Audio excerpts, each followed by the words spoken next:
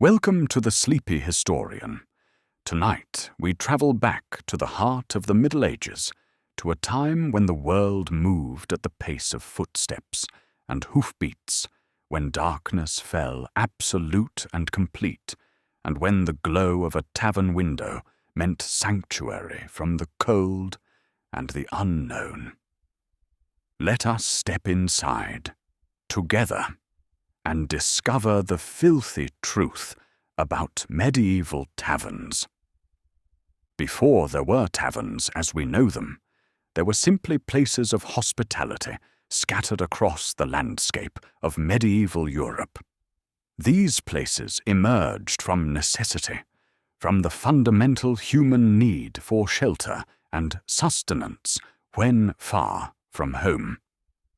To understand the medieval tavern, we must first understand what came before it and why people needed such establishments at all. In the early Middle Ages, in those centuries after the fall of Rome, when Europe was finding its new shape, travel was undertaken only when absolutely necessary. The roads that the Romans had built with such skill were crumbling. Bridges collapsed and were not rebuilt.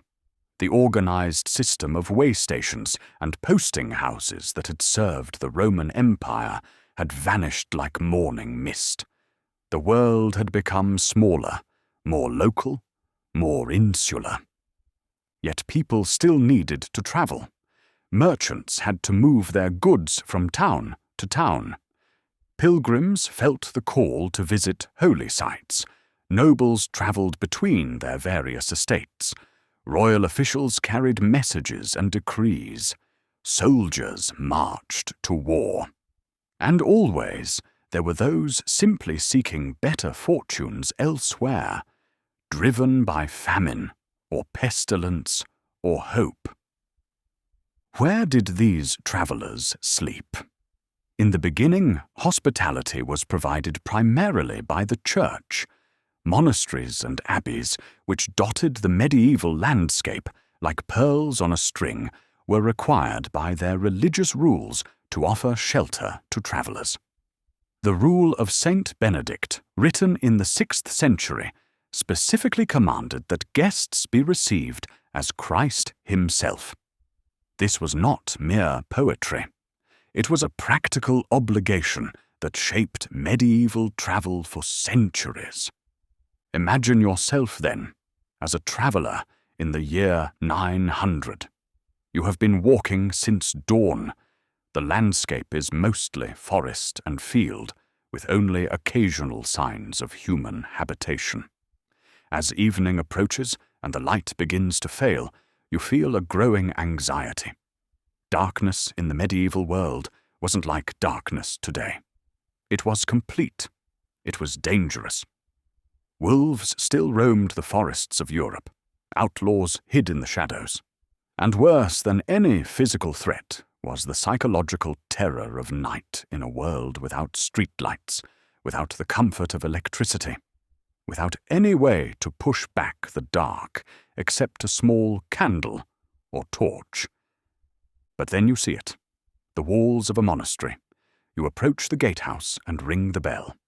After a time, a porter appears. You explain that you are a traveller in need of shelter. The porter nods.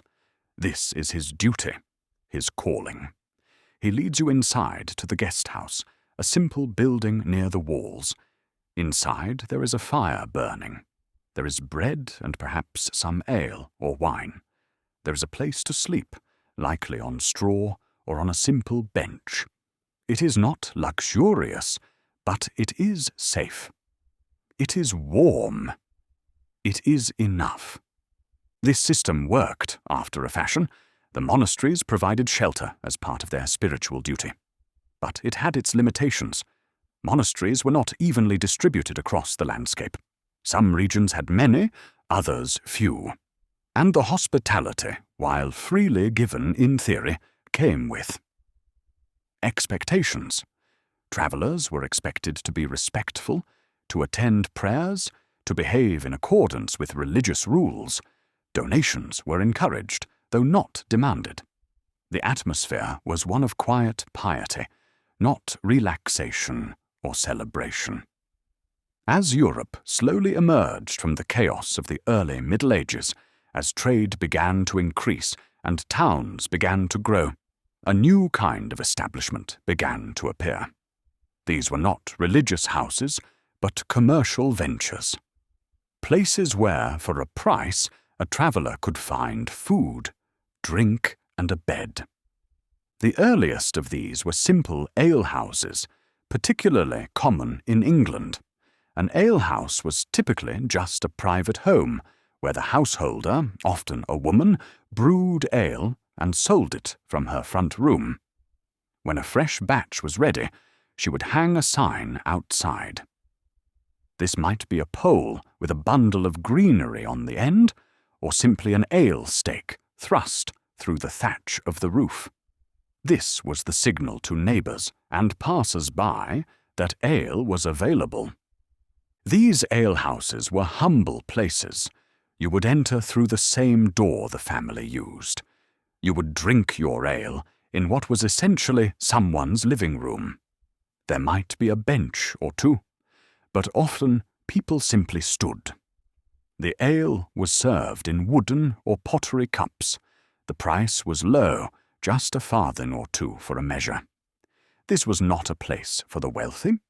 This was where labourers stopped after work, where neighbours gathered to gossip, where the poorest members of society could afford a brief escape from their toil. Parallel to the alehouse, but serving a different clientele, were the inns. These establishments specifically catered to travellers. They offered not just drink, but food and lodging. The word inn comes from the Old English word in, meaning inside or within. To be at an inn was to be inside, safe from the elements and the dangers of the road. Early inns were often located at crossroads, at river crossings, or just outside the gates of towns. They were larger than alehouses, with space for horses as well as people.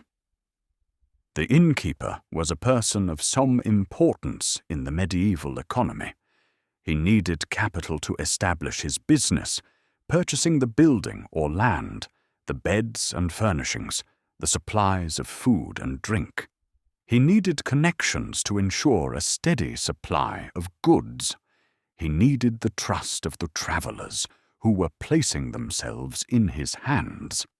The line between inn and tavern was not always clear. The terms were often used interchangeably.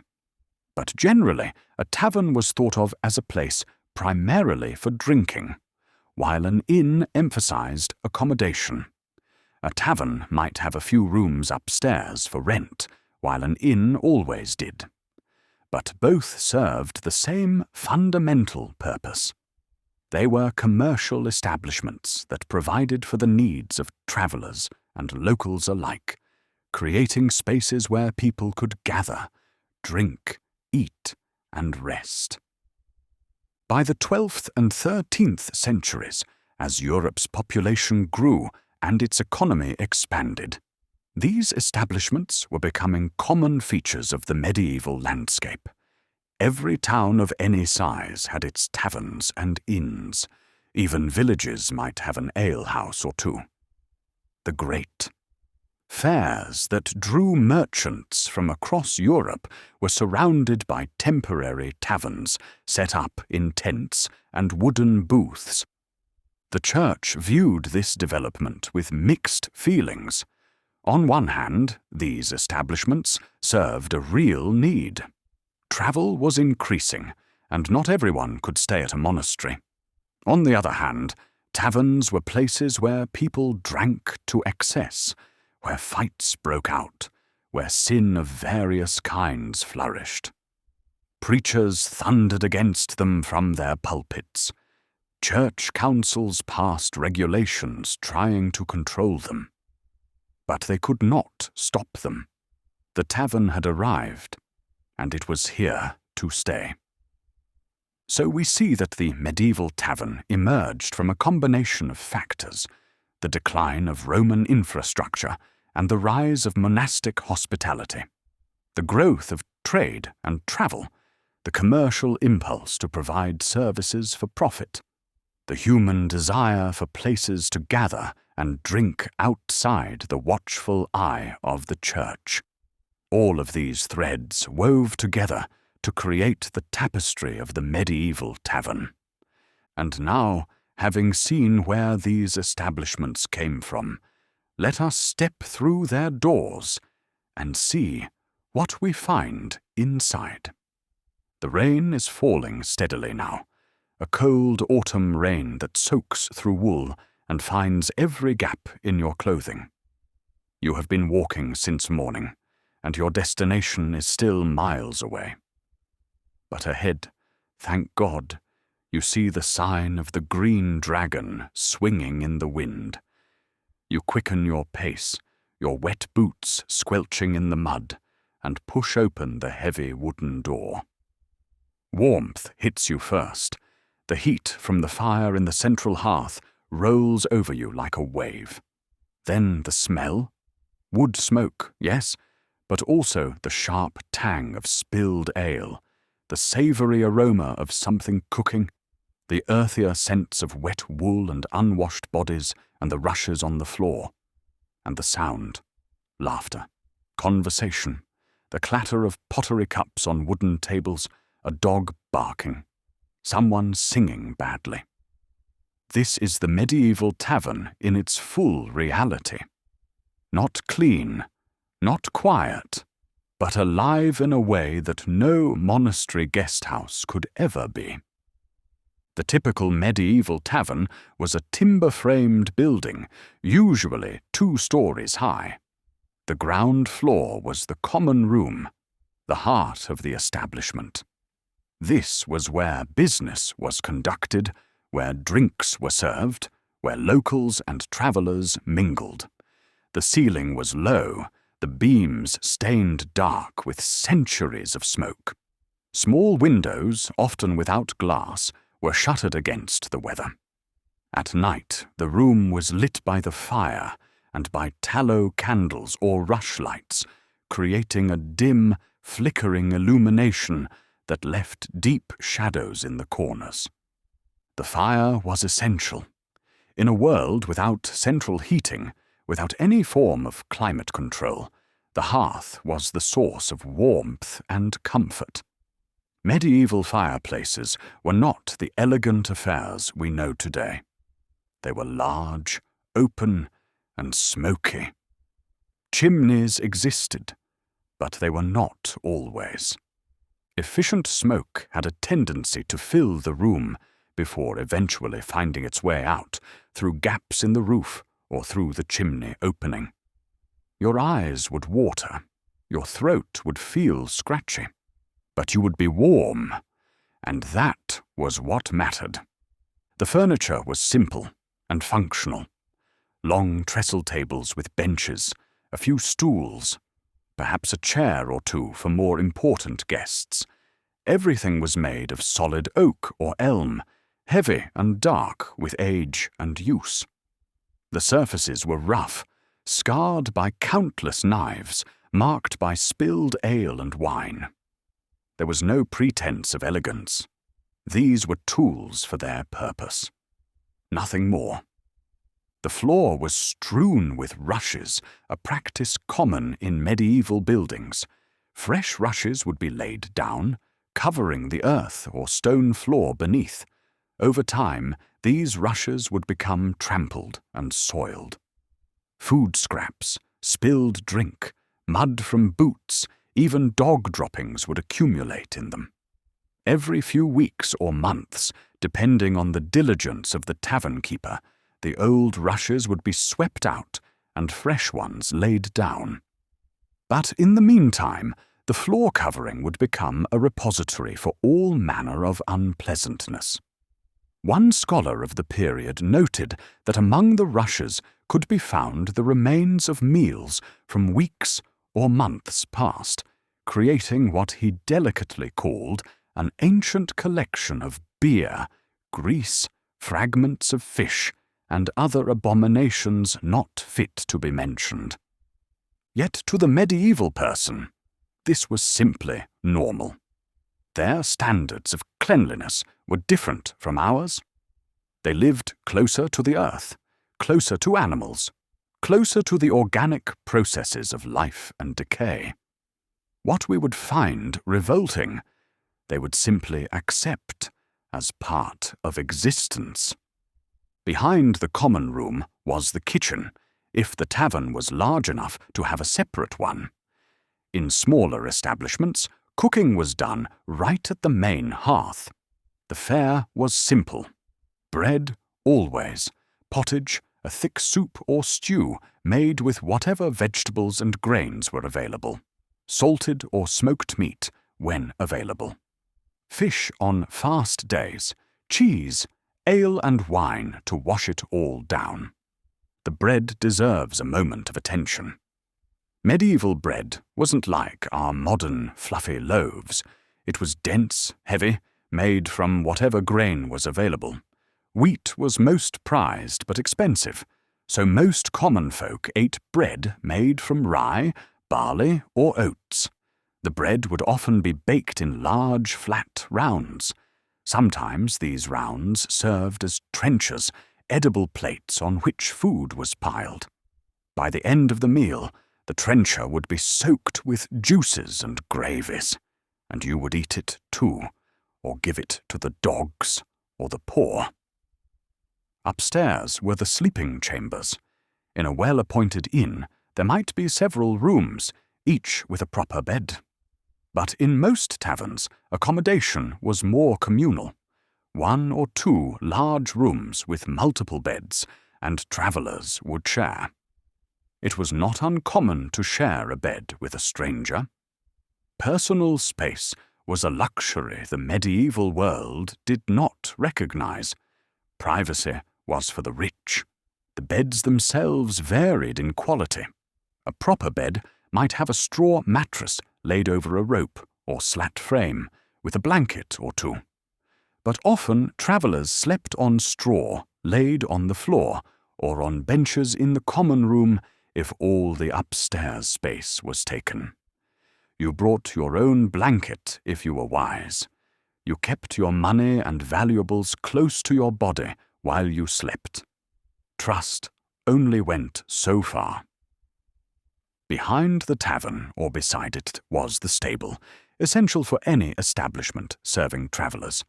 Horses needed shelter, food, and water.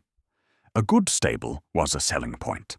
Travellers would judge a tavern partly by how well it cared for their animals.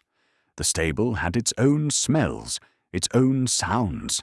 The warm breath of horses, the rustle of hay, the stamp of hooves on dirt. The stable boy, often the tavern keeper's son or a local lad hired for a pittance, would be responsible for caring for the animals, a task that continued long after dark.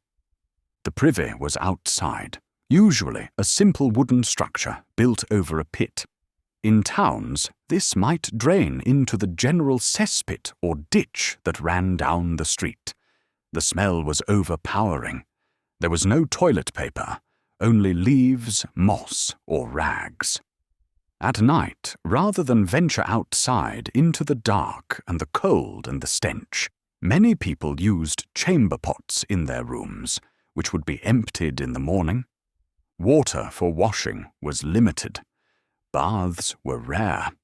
People might splash water on their faces and hands, but a full wash of the body was an infrequent luxury.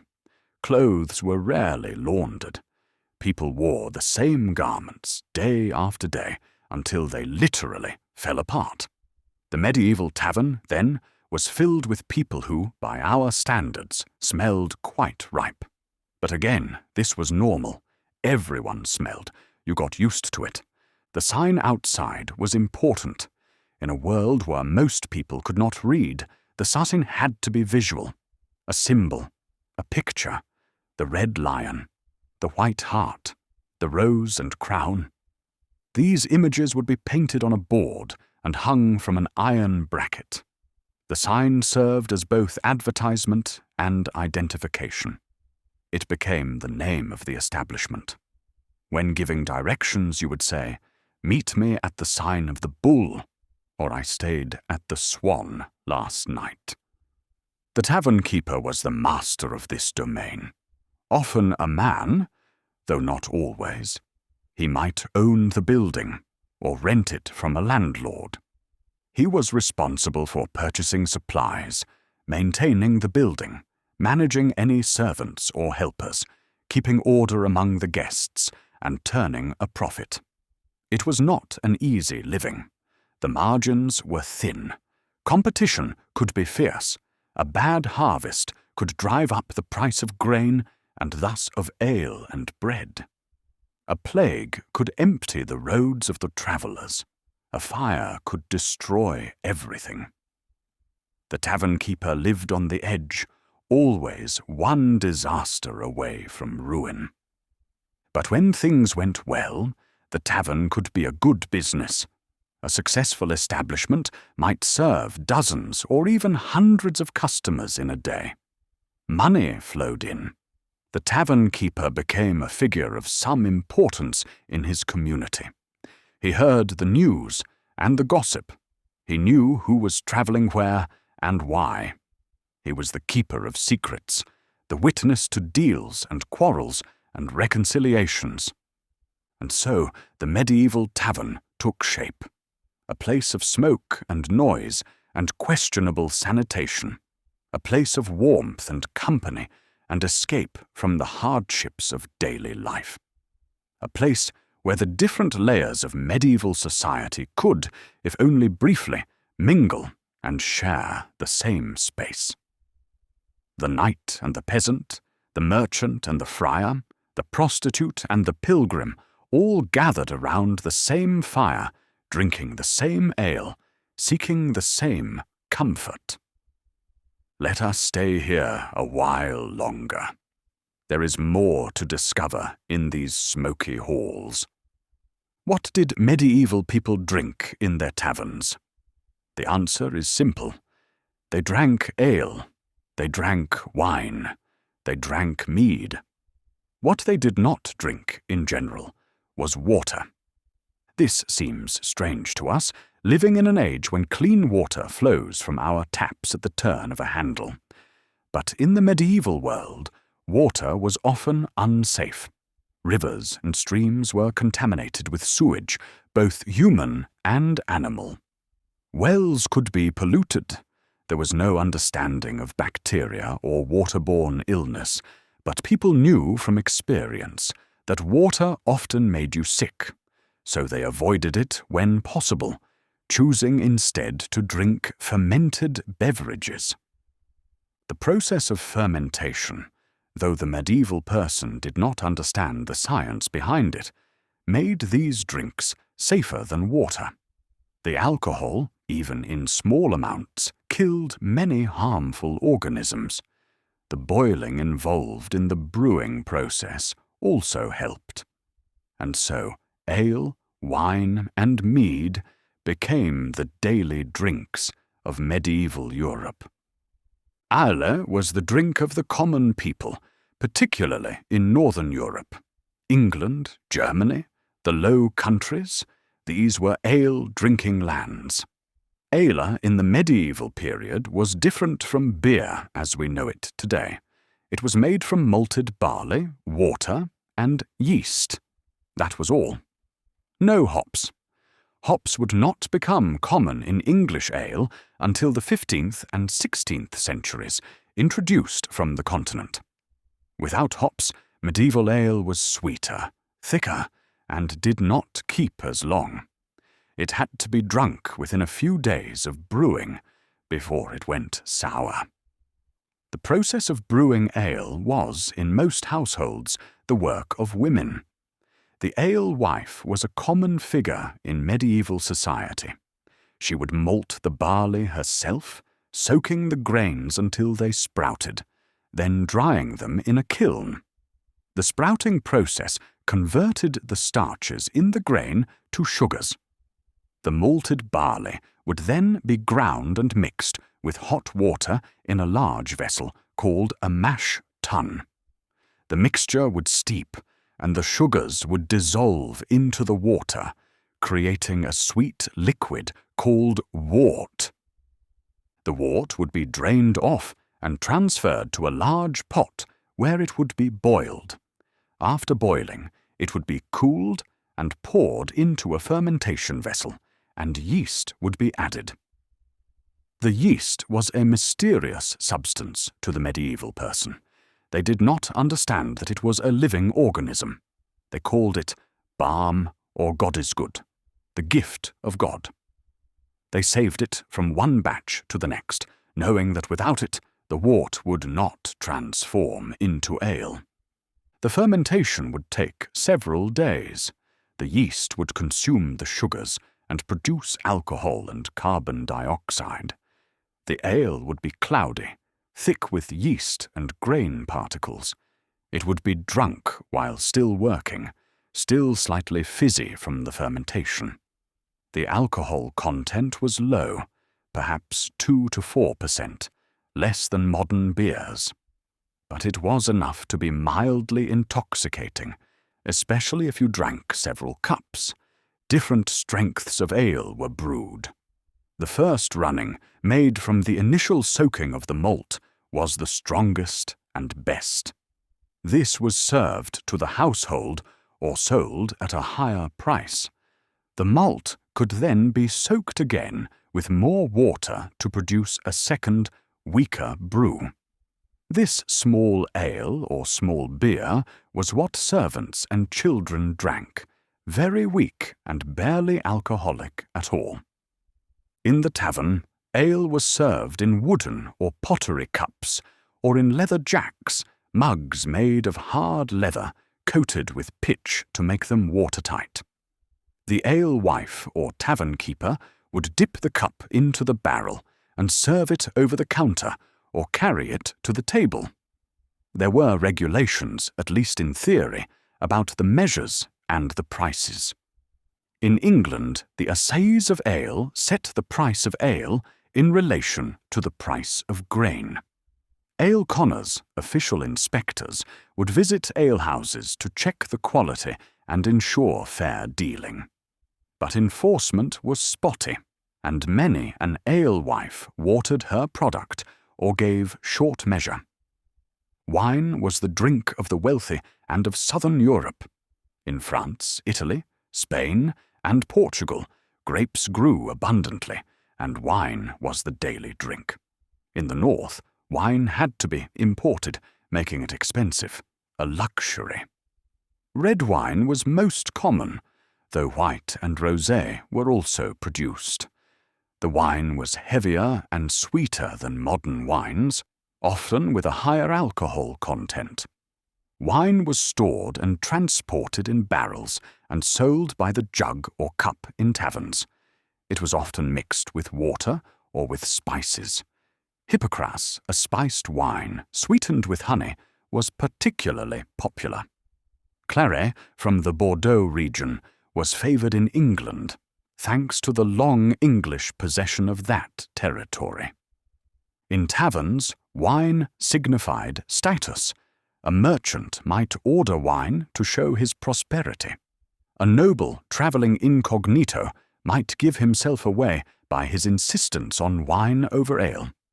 The tavern keeper who stocked wine needed more capital and more connections. He needed to deal with importers, to have storage space for the barrels, to manage inventory carefully to avoid spoilage. Mead, made from fermented honey and water, was older than either ale or wine. It was the drink of the ancient world, mentioned in the earliest texts, celebrated in myth and legend. By the Middle Ages, mead was less common than it had been, but it was still brewed and drunk, particularly in regions where honey was plentiful. Making mead was simpler than brewing ale. Honey was mixed with water, Yeast was added, and the mixture was left to ferment. The result was a strong, sweet drink that could be aged for years, growing smoother and more potent with time. Mead was associated with feasting and celebration with warriors and kings. It was expensive because honey was valuable, and so it was a drink for special occasions.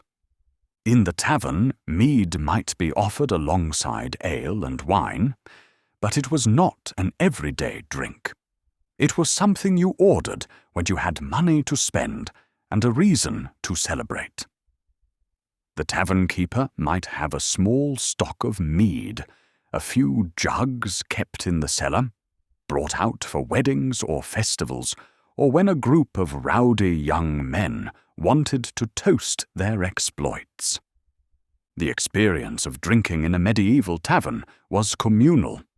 You did not sit alone at a table with your drink. You shared a bench with strangers. You passed the cup around. You listened to the conversations swirling around you, the gossip and the stories and the complaints. The tavern was a place of talk as much as drink, and people drank deeply. There was none of our modern concern about responsible drinking or alcohol abuse. Getting drunk was not shameful. It was, in moderation, even encouraged. Life was hard. The future was uncertain. The church preached about sin and damnation. Work was backbreaking and unending. Is it any wonder that people sought escape in the bottom of a cup? Of course, there were limits. Too much drink led to fights, to violence, to sin. The church condemned drunkenness as a vice. Moralists wrote screeds against those who spent their wages at the tavern while their families went hungry. Laws were passed trying to control when and where ale could be sold, how late taverns could stay open, who was allowed to drink. But the tavern endured. The drink flowed. Because for most medieval people, life offered few pleasures and few comforts. The tavern provided both: the warmth of the fire, the taste of ale, sweet and thick, the loosening of tongues and the easing of burdens. For a few hours in that smoky, crowded room, life felt bearable, even good.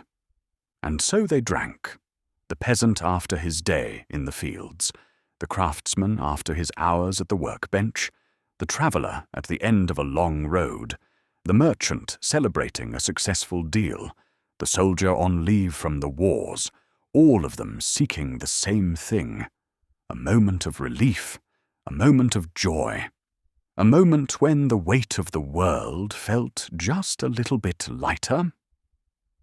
Let us raise a cup ourselves in imagination to those long-gone drinkers. May their memories be long, and their ale be sweet. The tavern keeper rises before dawn. The fire has burned down to embers during the night, and the common room is cold and dark. He kindles the fire carefully, adding kindling and then larger pieces of wood, blowing on the coals until flames begin to lick upward. The smoke makes his eyes water, but he is used to it. He has been doing this every morning for 20 years. His name might be John, or William, or Thomas, common names for common men. He is perhaps 40 years old, which makes him an elder in a world where many die young. His hair is greying. His hands are calloused and scarred. His back aches from years of lifting barrels and bending over the fire.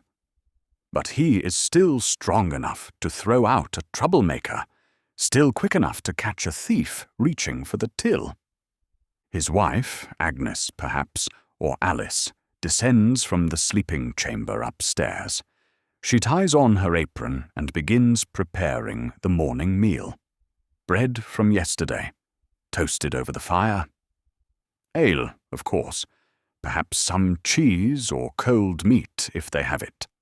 The tavern keeper and his family eat first, before the guests and customers begin to demand attention. They have children, 3, maybe 4. The older ones help with the work. The son, 12 years old, tends the stable and hauls water from the well. The daughter, 10, helps her mother with the cooking and the cleaning, such as it is. The younger children play in the yard, getting underfoot, their laughter a brief moment of lightness in the hard work of the day.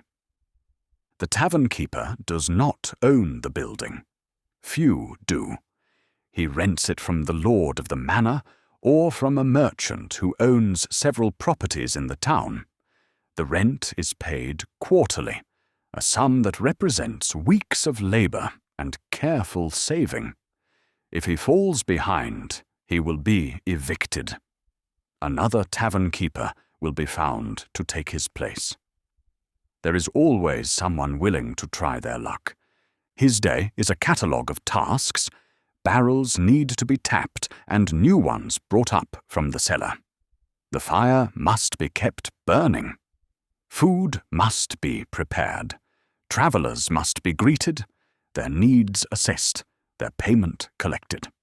Locals must be served, their tabs kept in memory or marked on a tally stick. Arguments must be settled before they become fights. Fights must be broken up before they become brawls. The law must be notified if anything truly serious occurs, though the tavern keeper prefers to handle matters himself when possible.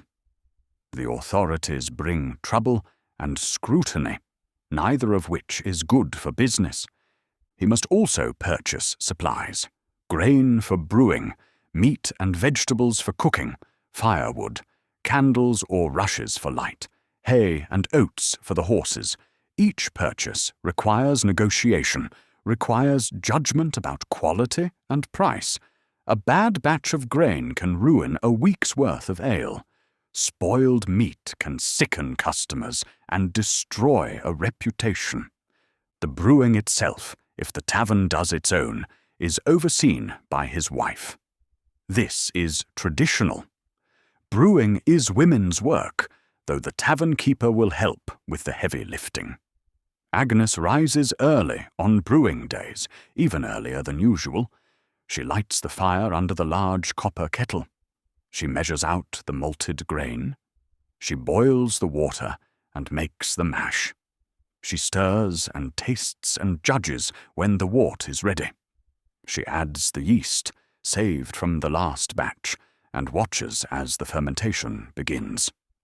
This is alchemy in her mind. This is transformation. Grain and water become drink, life's sustenance. The law watches the tavern keeper carefully. He must have a license granted by the local authorities. In England, this is the alehouse license, granted by the justices of the peace.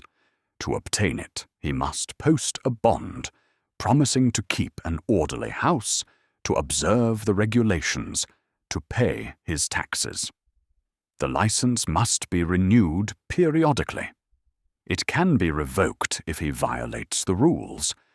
What are these rules? They vary by time and place, but some are common.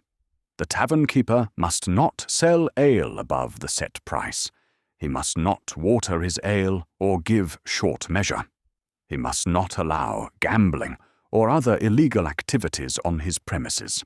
He must not serve known criminals or vagabonds. He must close at a reasonable hour, not allowing drinking to continue all night. He must not sell on Sundays during church services. He must report any suspicious strangers to the authorities. In practice, many of these rules are ignored or only loosely enforced. The tavern keeper walks a careful line. He wants to attract customers, to keep them happy, to encourage them to drink and spend. But he cannot attract too much attention from the law. A visit from the justices, an investigation, a fine. These are disasters that can cripple his business. The tavern keeper also owes duties to the church. He is expected to attend Mass on Sundays and holy days. He is expected to pay his tithes. He is expected to confess his sins and receive communion at least once a year. The church regards taverns with suspicion as places where sin flourishes. Drunkenness, gluttony, lechery, violence, all are associated with the tavern. The preacher may denounce tavern keepers from the pulpit, warning them of the dangers to their immortal souls. But the tavern keeper is not particularly worried about his soul. He is worried about making enough money to pay the rent, to feed his family, to perhaps save a little for his old age. He is practical, pragmatic. He believes in God, certainly. Everyone believes in God. But God is distant, and the rent is due next week. The tavern keeper's relationship with his customers is complex. He must be friendly, welcoming, but not too familiar. He must extend credit to those he trusts, but not so much that he cannot collect. He must listen to their problems, their boasts, their secrets, and remember what might be useful. He is part confidant, part banker, part arbiter. In a small community, everyone knows everyone, and the tavern keeper knows everyone best of all. Some customers are easy.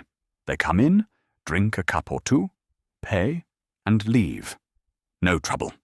Others are difficult. They drink too much, become loud or aggressive, refuse to pay, make unwanted advances to the serving girl.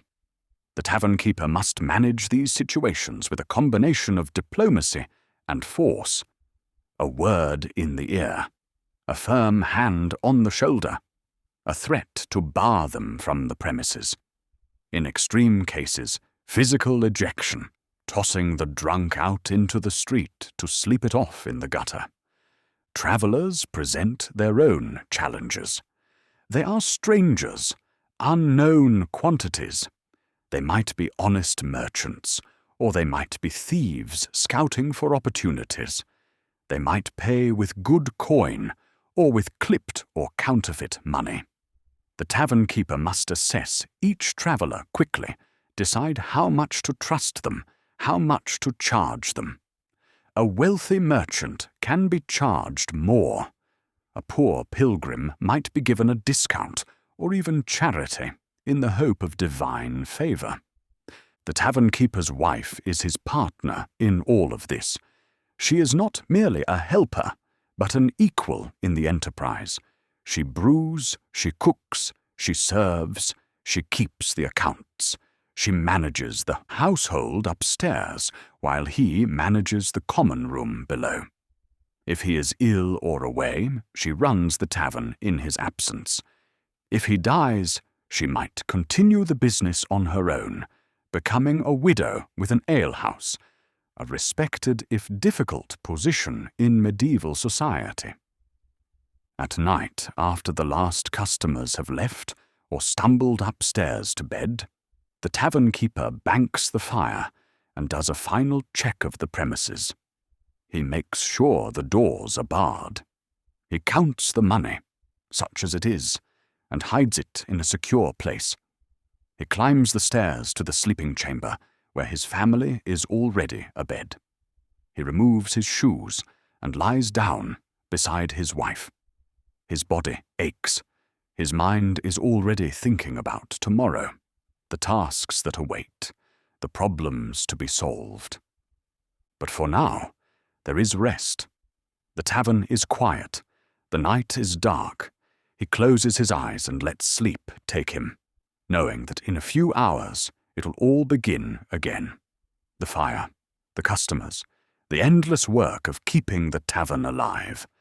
This is the tavern keeper's life. Not romantic, not easy, but his own. A life built around hospitality and commerce, around the needs of a community, around the simple human desire for warmth and drink and fellowship. A life worth living, in its own hard way. The door opens and a gust of cold air swirls the smoke in the room. Heads turn to see who is entering. A man steps inside, closing the door quickly behind him. He is covered in mud to the knees. His cloak is soaked. He looks around, his eyes adjusting to the dim light, and makes his way to the fire. This is the eternal scene at the medieval tavern. The arrival of a stranger, the moment of assessment. Who is this person? Where have they come from? Where are they going? Are they friend or foe? Rich or poor? Honest or dangerous? The patrons of a medieval tavern represented a cross-section of medieval society, from the highest to the lowest, all gathered in the same smoky room. Let us meet some of them.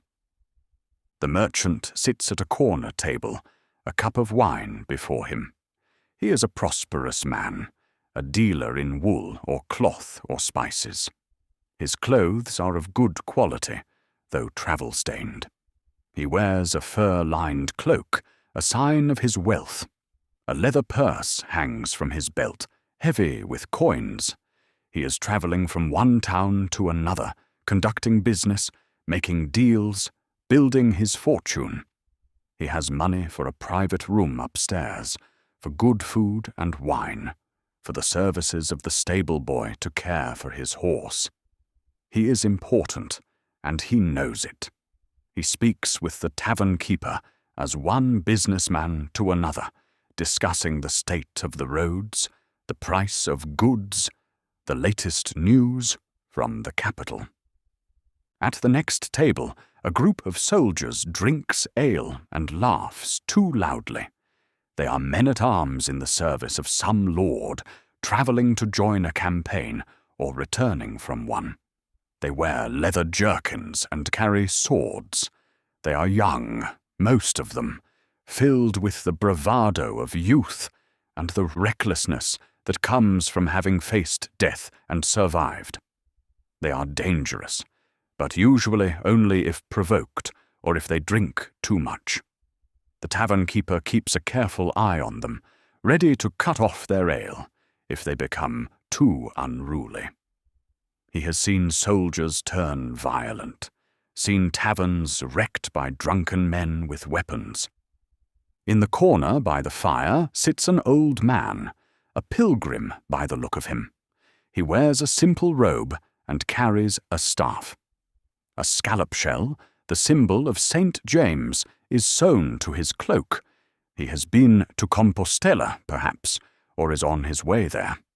He drinks small ale and eats bread, the cheapest fare. He speaks little, lost in his own thoughts and prayers. The other patrons leave him alone. Pilgrims are to be respected, if not always trusted. Who knows what drives a man to leave his home and walk hundreds of miles to kneel before a shrine? A friar enters, his brown robe belted with a cord, his feet in sandals despite the cold.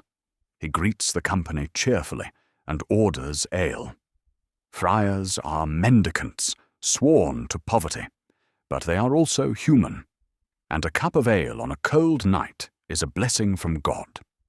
The friar will drink and eat, and then perhaps he will preach a little, reminding the company of their sins and the need for repentance. Or perhaps he will simply enjoy the warmth and the company, grateful for a break from his wandering life. Several local men sit together, labourers from the nearby fields, or craftsmen from the town. They are here most evenings, spending a portion of their meagre wages on ale. They drink and talk, complaining about their masters, gossiping about their neighbours, discussing the weather and the harvest. They are the backbone of the tavern's business, the steady customers who can be relied on to come in day after day. The tavern keeper knows them all by name, knows their families, their debts, their troubles. A woman sits alone near the door. She is neither young nor old, perhaps 30. Her dress is faded but clean. She nurses a cup of ale and watches the room with careful eyes. Is she a widow, supporting herself however she can? A prostitute, waiting for a customer? A traveller, alone and vulnerable? It is hard to say. Women alone in taverns are always subject to scrutiny and suspicion. She must be careful, must navigate the space between respectability and survival. The tavern keeper will watch her too, making sure no one bothers her, unless she wants to be bothered. That is also part of his job. A group of young men, apprentices perhaps, sit together and joke and wrestle playfully. They are at that age where they are no longer boys, but not yet fully men. They have a little money and a lot of energy. They drink and shout and try to impress each other with tales of bravery and adventure. The older men watch them with amusement or annoyance, remembering when they were that young and foolish.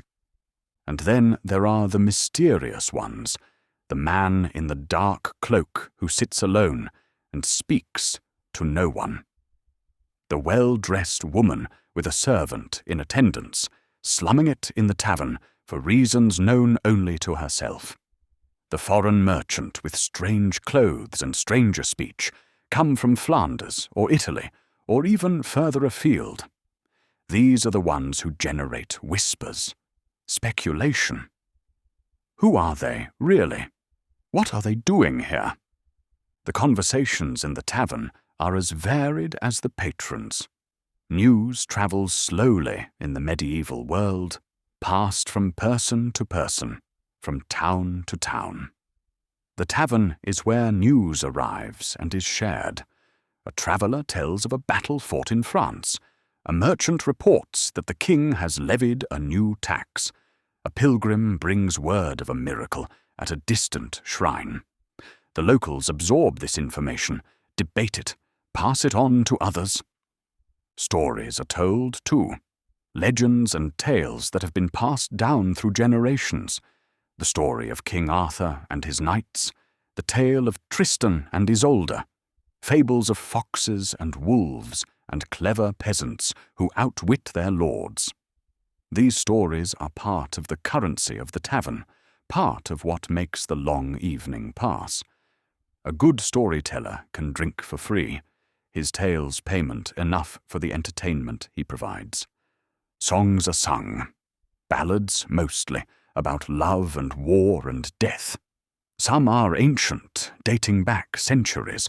Others are new, composed just last month about some local scandal. The words are often crude, the sentiments often bawdy. But the tunes are catchy, and soon the whole room is singing along, voices rising and falling in ragged harmony. Deals are made in taverns. Merchants negotiate the sale of goods. Craftsmen agree on terms for a commission. A farmer arranges to sell his surplus grain. Hands are clasped, cups are raised, and agreements are sealed with drink. These deals are binding, even without written contracts. A man's word, given in the tavern before witnesses, is his bond. Quarrels happen, too. A dispute over a debt. An insult, real or imagined. A woman's honor. A territorial dispute between two dogs that escalates to their owners. The tavern keeper must step in before fists fly, must calm tempers, must separate the antagonists. If he fails and a fight breaks out, benches and tables will be overturned, cups will shatter, blood will be spilled. The tavern keeper will have to restore order and repair the damage, all of which costs money and time. As the evening wears on, the tavern grows noisier. smokier, more chaotic. The ale flows freely. Inhibitions lower. The careful social boundaries that govern daytime life begin to blur. The peasant might speak too freely to the merchant. The merchant might clap the soldier on the back as if they were equals. The friar might flirt with the serving girl. For a few hours, the rigid hierarchy of medieval society relaxes just a little. But it never disappears entirely. The merchant will still sleep in a private room while the labourers curl up on benches in the common room. The noble, if one should happen to pass through, will be given the best the tavern has to offer, not out of respect, but out of fear. The church might preach that all men are equal in the eyes of God, but in the tavern, as everywhere else, some are more equal than others. Eventually, the fire burns low.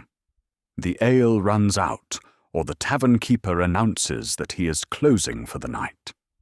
The locals stagger home to their beds. The travellers make their way upstairs, or settle into whatever sleeping arrangements they have secured. The tavern grows quiet. The day is done. And tomorrow it will all happen again. New travellers will arrive. New stories will be told. New deals will be made. New quarrels will erupt. New friendships will be formed. The tavern endures, a constant in a changing world, a refuge for all who pass through its doors. The night deepens. The fire has been built up again, casting dancing shadows on the walls. The noise level has risen. Someone has produced a small harp and is playing a tune, fingers plucking the strings with practiced ease. The melody is old, older than anyone in the room can say. It speaks of love and loss, of heroes long dead, of a time that perhaps never was, but lives forever in song. Music is the heartbeat of the medieval tavern. It transforms the space from a mere drinking establishment into something more, a place of joy, of community, of shared humanity. The medieval world is often harsh and unforgiving, but in these moments, with music filling the air and ale warming the belly, life feels good. The instruments are simple: a harp small enough to carry, a fiddle played with a bow made from horsehair, a flute carved from wood or bone, a drum, just a skin stretched over a frame. There are no orchestras, no grand compositions, just melodies passed down from father to son, from mother to daughter, learned by ear and played from memory. The songs are varied. Some are about love, a knight wooing a lady, a shepherd courting a milkmaid, the pain of separation, the joy of reunion. These songs tap into universal emotions, and even the roughest labourer can feel a tug at his heart when the melody turns sad. Other songs are about drinking, paeans to ale and wine, comic tales of drunken misadventures, warnings about the perils of overindulgence that no one takes seriously. These are sung with gusto, with cups raised in salute, with laughter punctuating the verses. Many songs are bawdy, verses about sexual exploits, about cuckolded husbands and faithless wives, about priests who cannot keep their vows and nuns who entertain visitors in their cells. The humour is broad, the language explicit. The medieval sense of propriety is different from ours. Sex is a fact of life, often a brutal one, and it is addressed with a frankness that would shock more genteel ages. There are also songs of war, ballads about famous battles, about brave knights and cowardly traitors, about kings who led their men to glory or to disaster. These songs keep alive the memory of events that might otherwise be forgotten.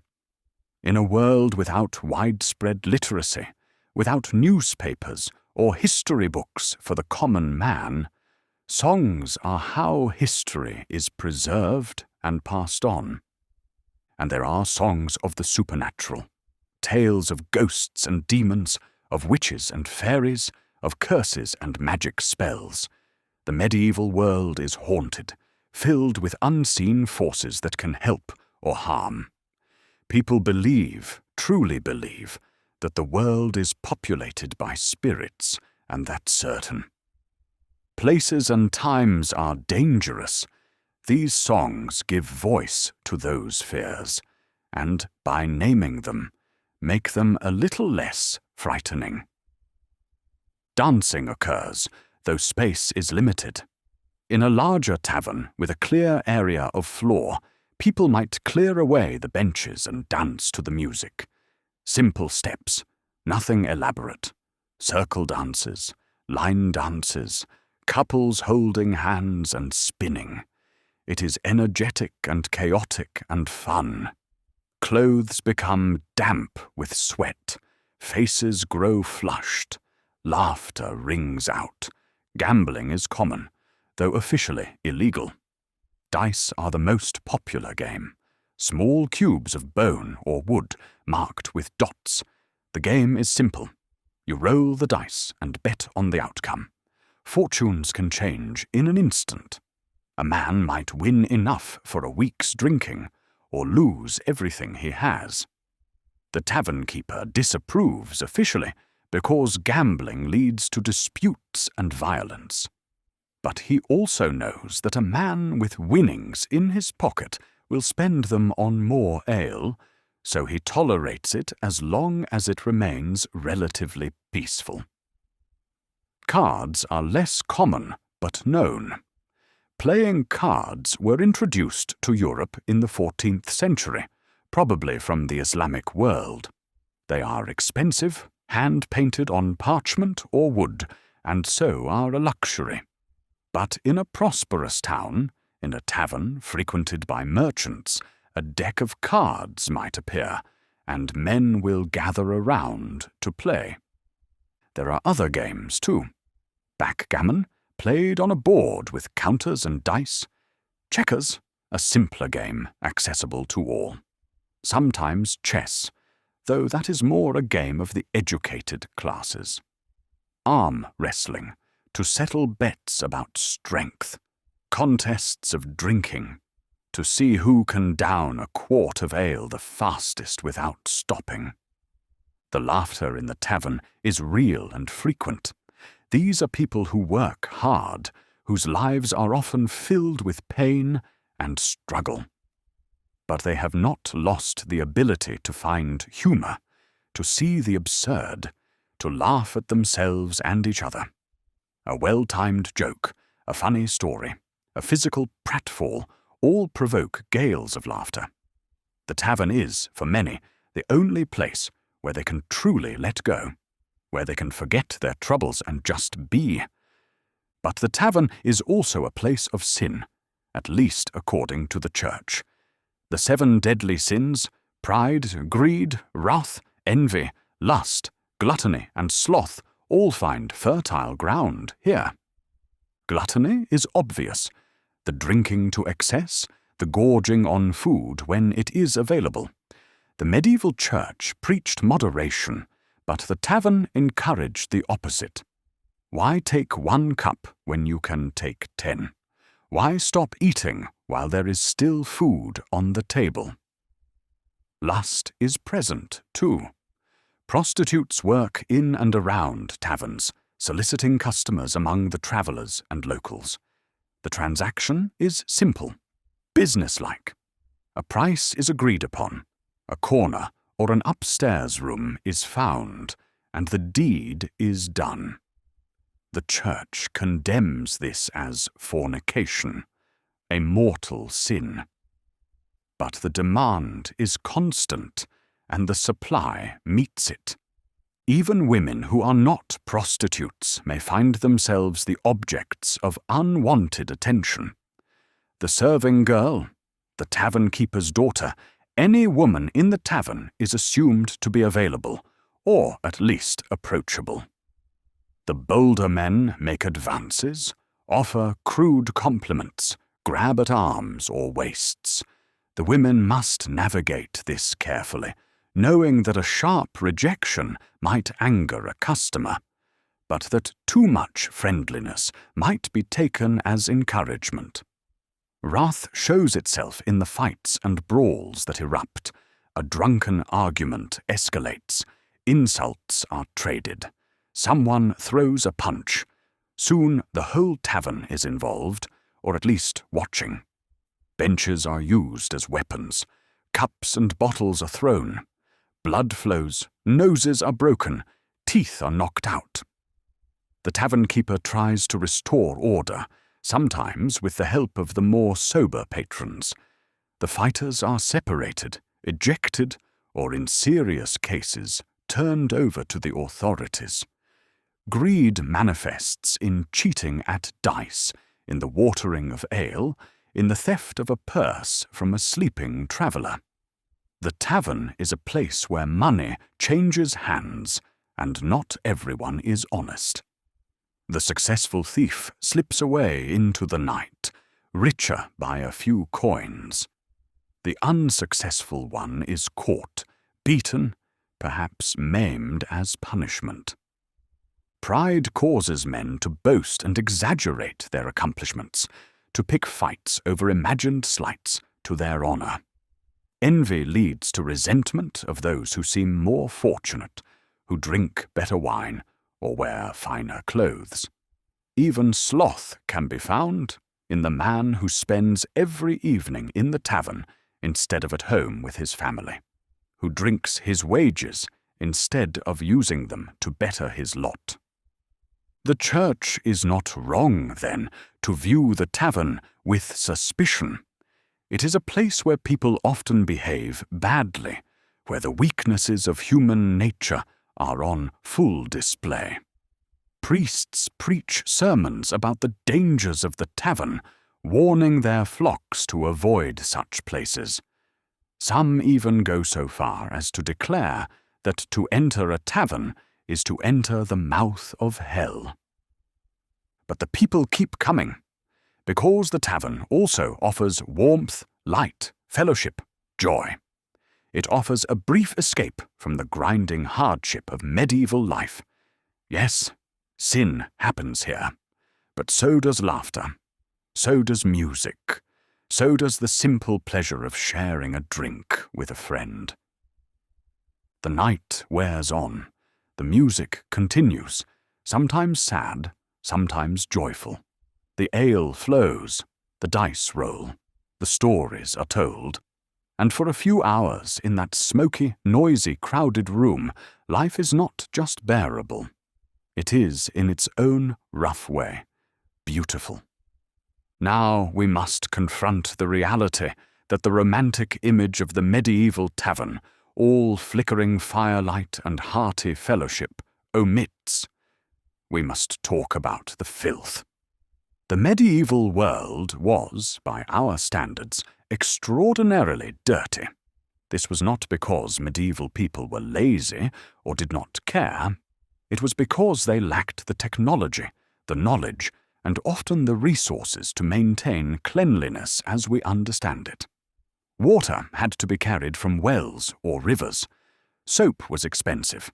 Heating water for washing required fuel and time. The connection between filth and disease was not understood. And so people lived in conditions that we would find intolerable. The tavern was no exception. In some ways, it was worse than the average home, because it served many people, because traffic was constant, because the priorities were serving customers and making money, not cleanliness. Let us begin with the floor. We have mentioned the rushes, strewn across the earth or stone. Fresh rushes smell pleasant, grassy, and clean, but those fresh rushes quickly become fouled. Every time someone enters from the muddy street, they track in dirt. Every time someone spills their drink, the rushes absorb it. Food scraps fall from tables and disappear into the rushes where they rot. Dogs wander through, relieving themselves in corners. Rats scurry beneath the rushes, feeding on the debris. And the rushes are not changed daily, or even weekly. They might be left for months until the smell becomes truly overpowering. An observer of the period, the Dutch scholar Erasmus, wrote with horror about English floors strewn with rushes that were never fully replaced. He noted that beneath the top layer accumulated spittle, vomit, urine of dogs and men, dregs of beer, remains of fish, and other nameless filth. This was the reality of the tavern floor. You walked on a living carpet of decay. The smell was constant and pervasive. Wood smoke, yes, but also the sour reek of spilled ale, the sharp tang of urine, the sweetish rot of old food, the ripe odor of unwashed bodies. In summer, when it was hot, the smell was worse. In winter, when the doors and windows were shut tight to keep out the cold, the air became thick and choking. To modern sensibilities, it would be unbearable. To the medieval person, it was just life. Ventilation was poor. The small windows, if there were any, were often shuttered to keep out the wind and rain. Smoke from the fire was supposed to rise and escape through the chimney or smoke hole in the roof, but much of it lingered in the room. Your eyes would water constantly. Your throat would be raw. You would cough. But you would stay by the fire, because the cold was worse than the smoke. The ale itself was not always wholesome. We have discussed how it was brewed, but we have not discussed how it was stored and served. Ale was kept in wooden barrels, which could harbour bacteria. The cups and mugs were rarely thoroughly cleaned. A quick wipe with a dirty rag was the most they received between uses. This is how disease spread. The same cup passed from lips to lips, carrying whatever infections the previous drinker had. Food preparation was no more sanitary. The kitchen, if there was one, was a dark, smoky room behind the common area. Meat was stored hanging from hooks, exposed to flies in summer. Vegetables were piled in baskets or bins, earth still clinging to them. The water used for cooking and washing was often the same water that people had been using all day, grey and scummy. The cook, usually the tavern keeper's wife or a hired woman, worked from dawn to dusk. Her hands were always busy, but never clean. She would handle raw meat, wipe her hands on her apron, then knead bread dough. She would stir the pot, taste the stew with the same spoon everyone would use, then go back to chopping vegetables. Cross-contamination, the enemy of modern food safety, was a constant. The meat served in taverns was often of dubious quality. Fresh meat was expensive and spoiled quickly without refrigeration. So taverns served salted, smoked, or pickled meat, which could be stored for longer. But sometimes even that went bad. You could taste it, a slightly off flavor, a hint of decay. You ate it anyway because you were hungry and had paid for it. Parasites were common: worms in the gut, lice in the hair, fleas on the body. Everyone had them. They were a fact of life. You might occasionally try to rid yourself of them, picking lice from your hair or purging yourself with herbs, but they always came back. In the tavern, where many people gathered close together, parasites spread easily from person to person. The sleeping arrangements were particularly problematic. We have mentioned that travellers often shared beds. What we have not mentioned is the state of those beds. The mattress was a sack filled with straw, which provided some cushioning but also harboured bugs. Bedbugs were ubiquitous. They hid in the straw during the day and emerged at night to feed on sleeping humans. Their bites were itchy and painful. You would wake in the morning covered in red welts, scratching until you bled. The blankets and sheets, if there were any, were rarely washed. Washing textiles was a major undertaking, requiring a large amount of water, soap, and labour. So the same blankets were used by traveller after traveller, accumulating sweat and dirt and who knows what else. You could smell the previous occupants in the fabric. The chamber pots, kept under the beds for nighttime use, were a particular source of filth. They would be emptied in the morning, but not always thoroughly cleaned. Sometimes they were just dumped out the window into the street below. The cry of "Gardez-l'eau," a corruption of the French "Gardez-l'eau," watch out for the water, was supposed to warn passers-by, but it was not always given.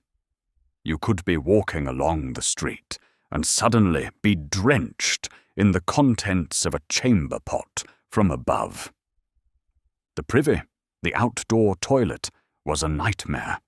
A wooden structure built over a pit with a hole cut in a bench. No door, or at best a curtain. The smell was overwhelming. Flies buzzed constantly.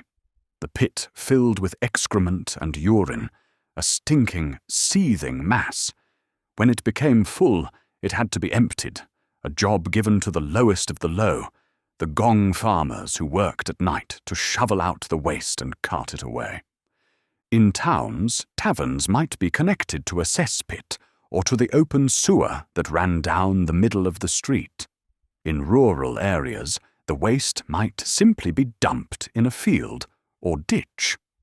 Either way, the result was contamination of the local environment. The water supply could be affected, the ground could be polluted, disease could spread. And disease did spread. The medieval world was ravaged by epidemics. The Black Death, the bubonic plague, killed perhaps a third of Europe's population in the 14th century. But even without such catastrophic outbreaks, illness was a constant companion. Dysentery from contaminated water, food poisoning from spoiled meat, typhus spread by lice, tuberculosis passed from person to person in crowded spaces. The tavern, where many people gathered in close quarters, sharing cups and beds and air, was a perfect environment for disease to spread. Yet people had no understanding of this. They did not know about bacteria or viruses. They believed disease was caused by bad air, by an imbalance of humours in the body, by divine punishment for sin. They took no precautions beyond what seemed like common sense, which often was not enough. Injuries were also common and often became infected. A cut from a knife during a tavern brawl, a burn from getting too close to the fire, a twisted ankle from tripping in the dark. These minor injuries could become serious, even fatal, if infection set in. And with the level of filth in the average tavern, infection was likely. Yet despite all of this, despite the dirt and the disease and the danger, the tavern endured. People came, people drank, people lived, because they had no alternative. This was the world they knew. These were the standards they had. They could not imagine a world of running water and indoor plumbing, of antiseptics and antibiotics, of health and safety regulations. They lived as they could, and they accepted the filth as the price of existence. It is easy for us, in our clean, sanitized world, to look back with horror. But we must also look with compassion. These were people doing their best in difficult circumstances. They found joy and fellowship despite the dirt. They built communities in the midst of filth. They survived, and their children survived. And eventually those children's children would build a cleaner, healthier world. But that was in the future. For now, in the medieval tavern, the rushes are foul, the ale is dubious, the beds are bug-ridden, and life goes on. As the evening deepens and the crowd in the tavern swells, let us turn our attention to the women who are present here, who work here, whose lives are shaped by this place. For the tavern was not solely a domain of men. Women were central to its operation, yet their presence was complicated, fraught with both opportunity and danger. The most important woman in any tavern was often the tavern keeper's wife. We have met her before, in passing, but let us look more closely now. She was not a servant or a helper, but a partner. In many cases, she did more actual work than her husband. She brewed the ale, cooked the food, managed the household, raised the children, served the customers. Her labor was essential. Without her, the tavern could not function. Her day began before dawn and ended long after dark. She rose to light the fire, to prepare the morning meal, to begin the work of the day. She might spend hours brewing ale, a physically demanding task that required strength and skill. She had to lift heavy kettles, stir boiling wort, manage the fermentation process. She had to judge by taste and smell when the ale was ready, a skill that took years to develop. She also cooked. The meals served in the tavern, while simple, still required preparation. Bread had to be baked, vegetables chopped, meat cooked. She would spend hours over the fire, stirring pots, turning spits, her face flushed from the heat, her clothes damp with sweat. And all the while, she had to manage the children, keep the household running, and serve the customers in the common room. Serving customers was its own challenge. She had to be friendly, but not too friendly. She had to encourage people to drink, to spend money, but also to maintain order.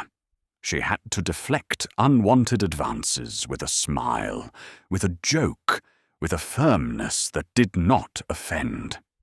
She had to remember who owed money, who could be trusted, who was likely to cause trouble. And she had to be careful.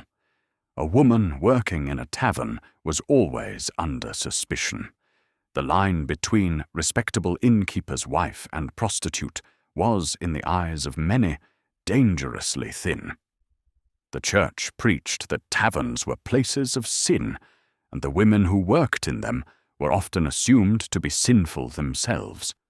She had to guard her reputation constantly, to make it clear that she was an honest woman, a good Christian, a faithful wife. If her husband died, her position became even more precarious. As a widow, she might inherit the tavern and continue to run it. This gave her a measure of independence rare for women in the medieval world. She would be a businesswoman, making her own decisions, managing her own finances. But she would also be vulnerable. A woman alone, running a tavern, was subject to all manner of exploitation and harassment. Other men might try to take advantage of her, to cheat her, to force her into disadvantageous arrangements. Some widows managed successfully. They ran their taverns for years, raised their children, even prospered. Others struggled and eventually failed, losing the business and falling into poverty. It was a hard life, and the odds were stacked against them. Then there were the serving women, the barmaids. These were often young women, daughters of the tavern keeper or girls hired from the local community. They carried ale from the barrel to the tables, served food, cleaned up spills and messes. They were on their feet all day, moving through the crowded room, navigating the press of bodies, the reaching hands, the lewd comments. The barmaid was in a difficult position. She had to be attractive, or at least presentable, because a pretty face drew customers. But her attractiveness also made her a target. Men assumed she was available. They grabbed at her as she passed. They propositioned her, sometimes politely, often crudely. She had to smile and deflect, had to keep moving, had to stay just out of reach. If she was too friendly, she would be taken for a prostitute. If she was too cold, she would be seen as uppity and might lose her position. Some serving women did engage in prostitution, either openly or discreetly. The line was blurry. A barmaid might accept a coin or two for a private moment with a customer.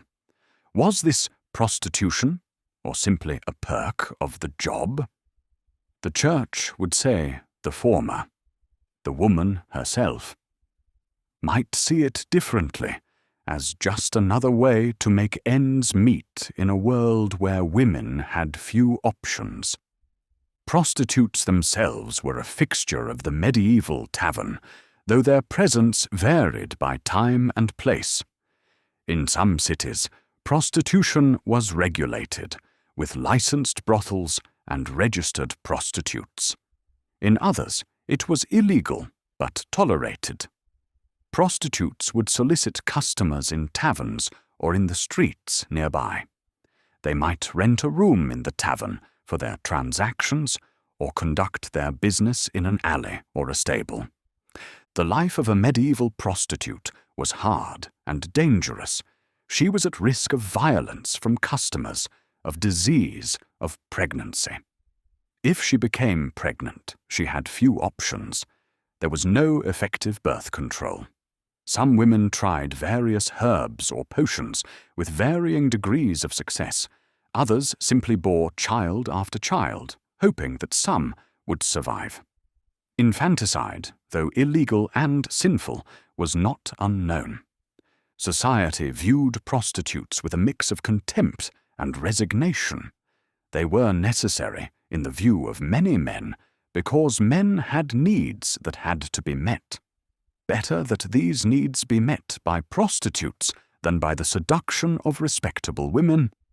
Yet prostitutes were also despised, seen as fallen women, as sinners beyond redemption.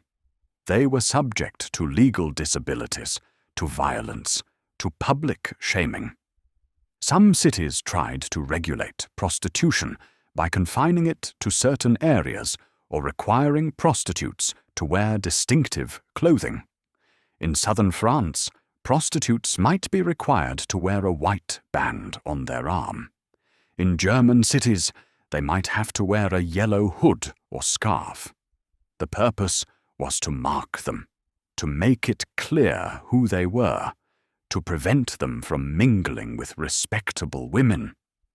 Yet despite the dangers and the degradation, women continued to work as prostitutes. For some, it was a choice, or at least the best of bad options. A woman widowed with children to feed might turn to prostitution to survive. A servant girl dismissed from her position without a reference might have no other way to make money. A woman fleeing an abusive husband might sell herself to earn the coin to move to another town.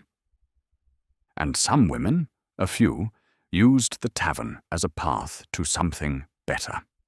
A serving woman might catch the eye of a prosperous merchant and become his mistress, gaining some measure of security and comfort.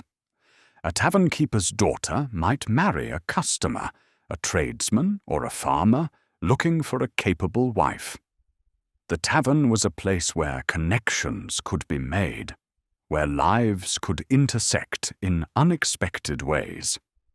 Women also came to taverns as customers, though less commonly than men.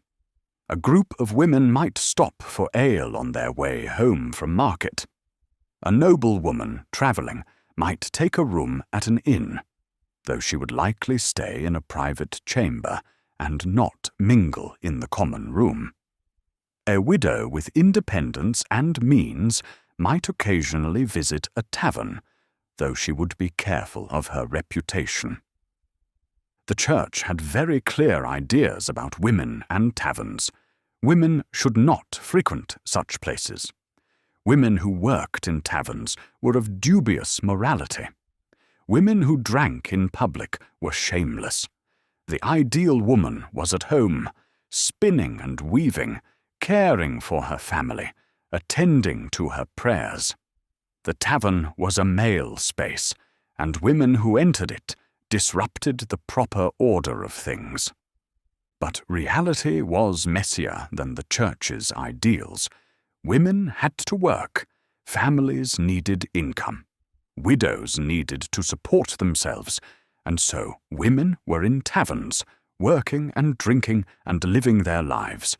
They navigated the dangers as best they could. They built networks of support, looking out for each other. They learned to read situations, to know when a customer was harmless and when he was a threat. They developed strategies for survival in a world that was often hostile to them. It is important to remember, as we think about women in medieval taverns, that they were not simply victims. Yes, they faced dangers and limitations, but they also had agency. They made choices, sometimes good ones, sometimes bad. They built lives, raised families, found moments of joy and connection. They were resilient in the face of hardship. And they were essential.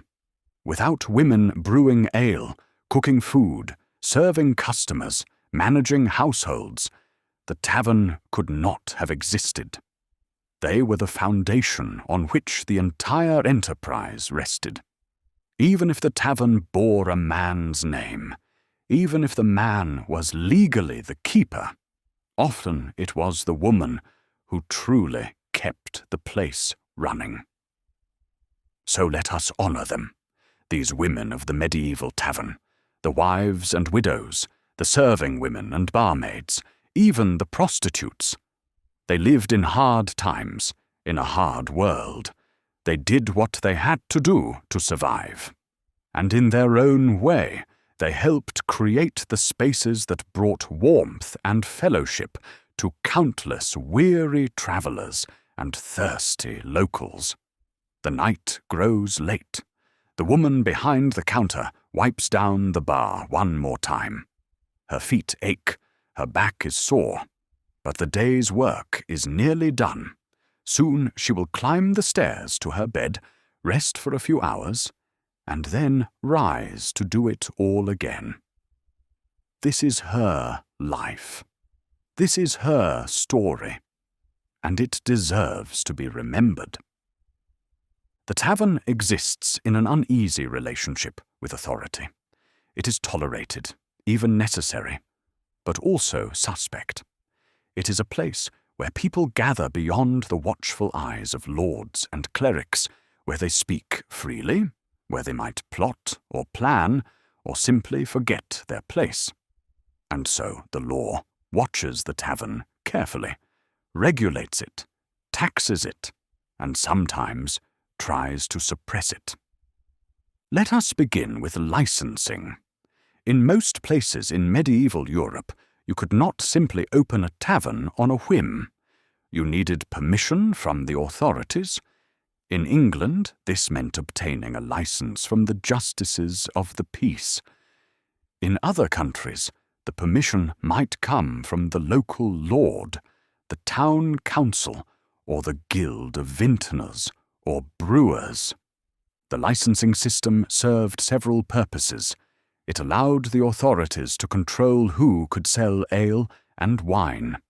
It ensured that tavern keepers were of good character, or at least not known criminals. It provided a way to collect taxes and fees, and it gave the authorities a tool to close down troublesome establishments. To obtain a license, the prospective tavern keeper had to apply, often in person. He might need to provide references, people who would vouch for his honesty and reliability. He would have to pay a fee, sometimes a substantial one, and he would have to post a bond, a sum of money that he would forfeit if he violated the regulations. The regulations themselves were extensive and varied by location. Some were about quality control. The ale must be of good quality, not watered or stale. The measures must be honest, not short-weighed or undersized. The prices must not exceed the rates set by the authorities. Other regulations were about maintaining order. The tavern keeper must not allow drunkenness to the point of disorder. He must not permit gambling, fighting, or other illegal activities. He must not serve known criminals or vagabonds. He must refuse service to anyone who has clearly had too much. He must close at a reasonable hour, not allowing drinking to continue into the early morning. Still other regulations had a moral dimension. The tavern keeper must not allow prostitution on his premises. He must not permit lewd behavior or immoral entertainment.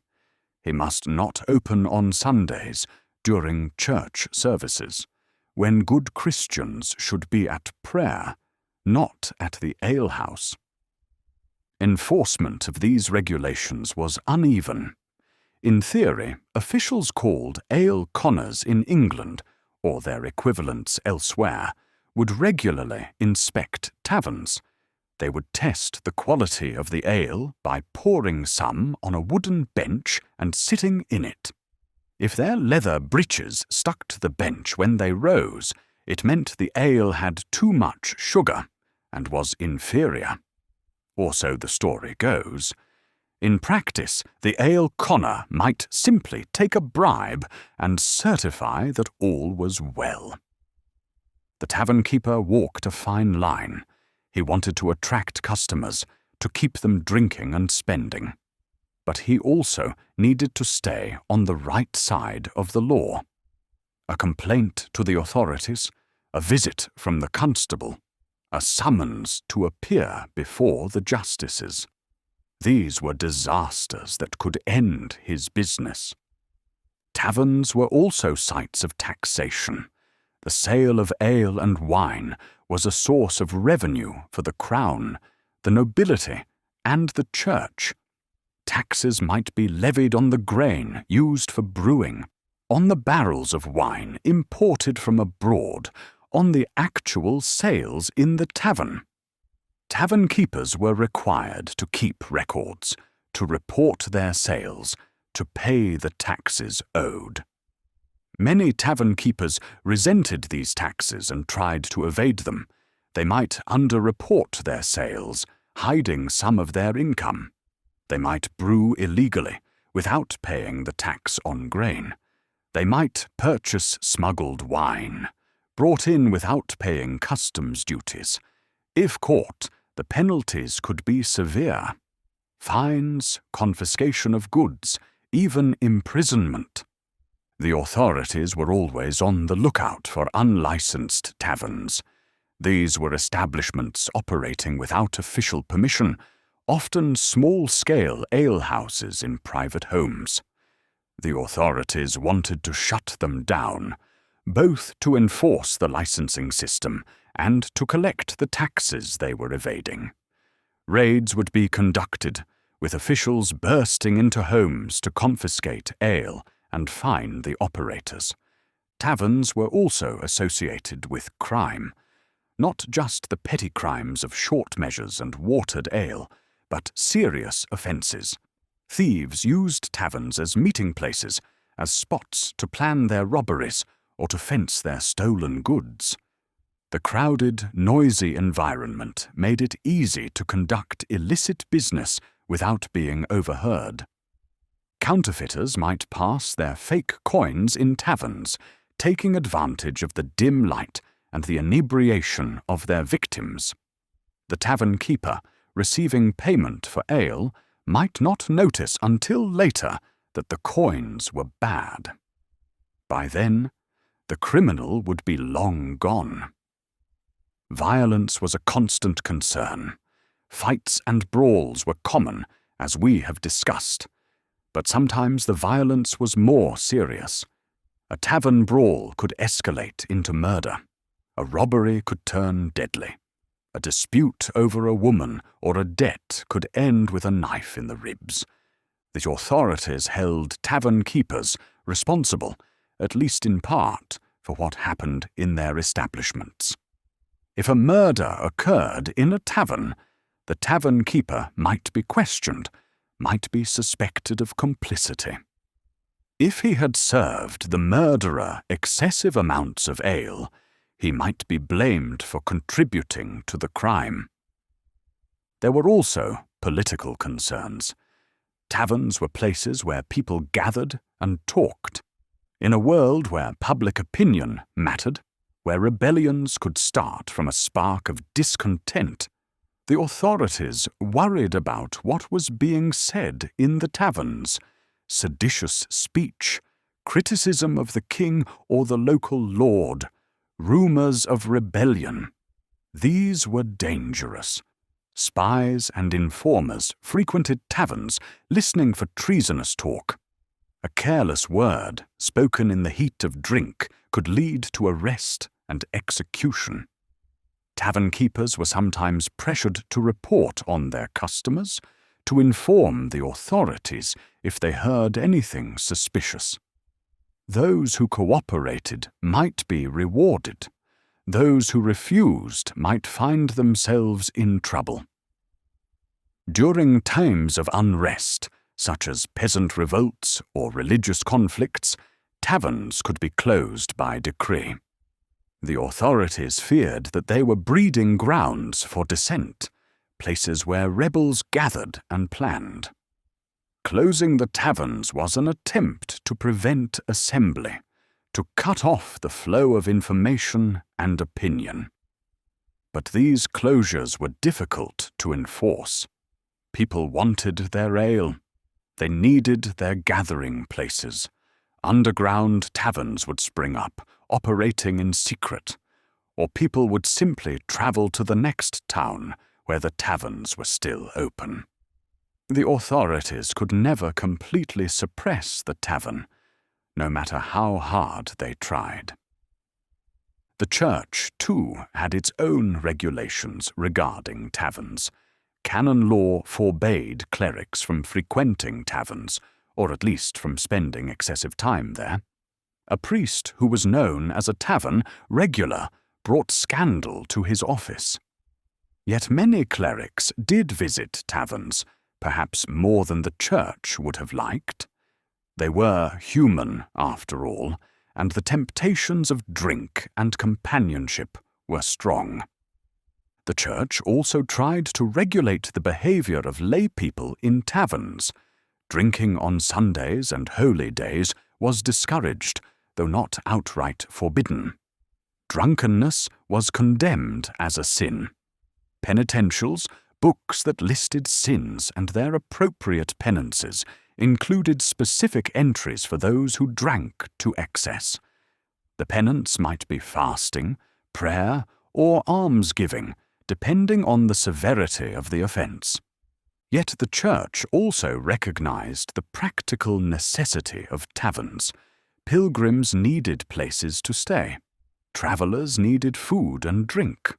Monasteries could not accommodate everyone, and so the church tolerated taverns while condemning the sins that occurred within them.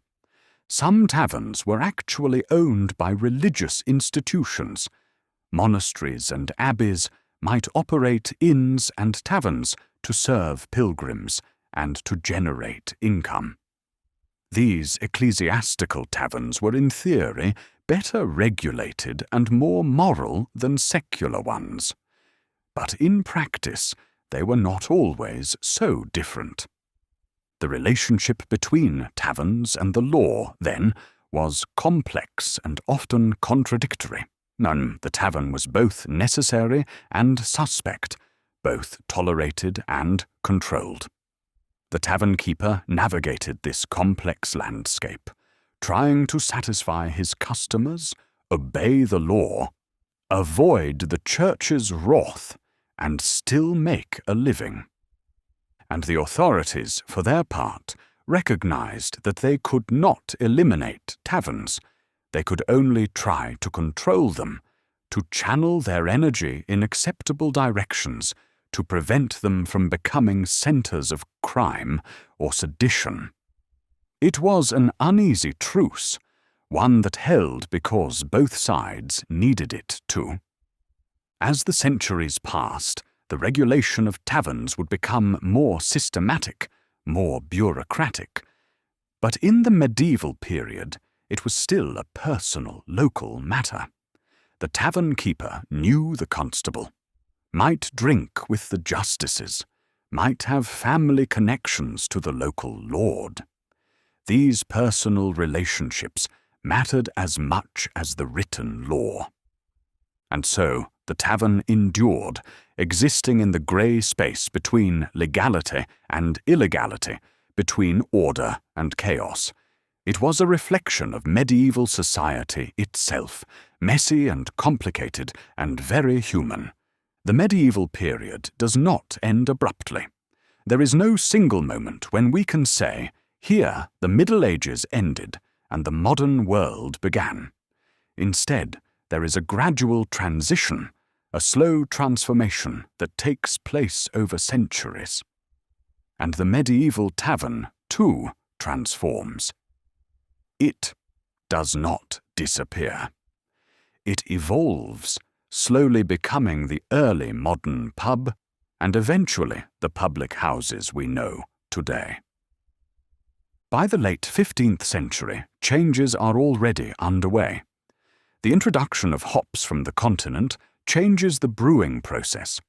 Hopped beer, as opposed to unhopped ale, keeps longer, tastes different, and eventually becomes dominant in Northern Europe. This changes the economics of brewing. Beer can be brewed in larger quantities and stored for weeks or months.